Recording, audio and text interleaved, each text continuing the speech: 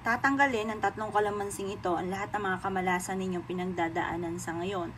Kung mailap ang swerte, lalo na sa pera, bagamat ikaw ay masipag at matyaga at parang lagi kang walang pera, gamitan nyo po ito ng tatlong kalamansi.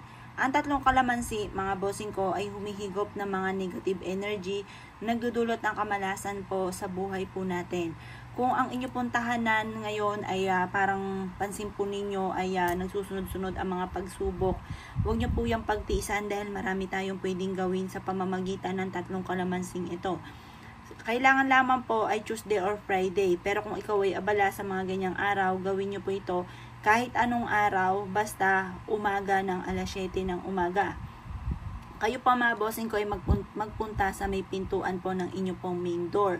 Ito po mga bossing ko ay pagugulungin po ninyo mula po, halimbawa mula dito sa may pintuan ng main door, papasok.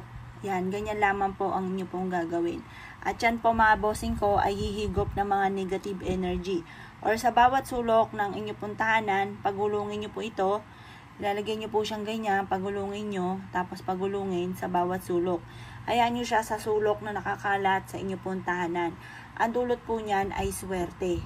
Yan pa mga bossing ko ay humihigop ng mga negative energy na siya nagiging dahilan kung bakit lagi kang minamalas. Yan po mga bossing ko, kung ikaw po ngayon ay mailap ang swerte sa ngayon, huwag ka na magpatumpik-tumpik pa. Gawin nyo po ito mga bossing ko, ito pong aking tinuturong ito. Makakatulong po ito upang sa ganon, imbis na kamalasan ay puro swerte ang darating po sa inyo. Proven po ito na napakaswerte. Ngayon, ang gagawin nyo lamang po mga bossing ko, habang pinagugulong nyo po siya, paulit-ulitin nyo na sa pamamagitan nito ay maraming pera ang darating sa akin. Siksik-liglig at umaapaw at maraming pera ang darating. Ganon po ang lagi nyo sasabihin.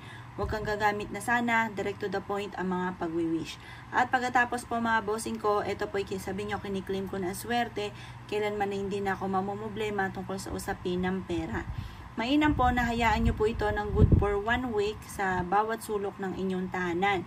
Ngayon, dahil 4 ang sulok ng ating tahanan, dagdagan nyo siya ng isa pa. Pero yung panggulong, 3 ang panggulong. Kasi ang bilang ng 3 mga bossing ko ay labis-labis, diba? Yung 2 pares po yan. Ngayon, pag naging 3, labis-labis na po ang blessing po yan. Yan po mga bossing ko, ang kulay berde ay for money, tapos ang berde ay for health mga bossing. Para kayo po ay magkaroon ng mahabang buhay, tuloy-tuloy ng pasok ng swerte, siksik-liglig at umapat, maraming laging blessing ang dumating, subukan nyo po ito. Proven po ito mga bossing ko at isa rin to sa paborito ko na pampaswerte. Kung kayo naniniwala at nais po itong gawin, huwag ka na magpatumpik-tumpik pa. Makakatulong po ito upang sa ganon, imbis na puro kamalasan, puro kaswertehan naman ang darating po sa buhay po ninyo. Subukan nyo na po ito at ito po isa sa mga paborito ko rin na pampaswerte. Ginagawa ko rin po ito mga bossing ko, lalo-lalo na kung parang napapansin ninyo na mailap na swerte para pong susunod ang pagsubok lalo na sa pera. Subukan nyo po ito sa pamamagitan ng kalamansi.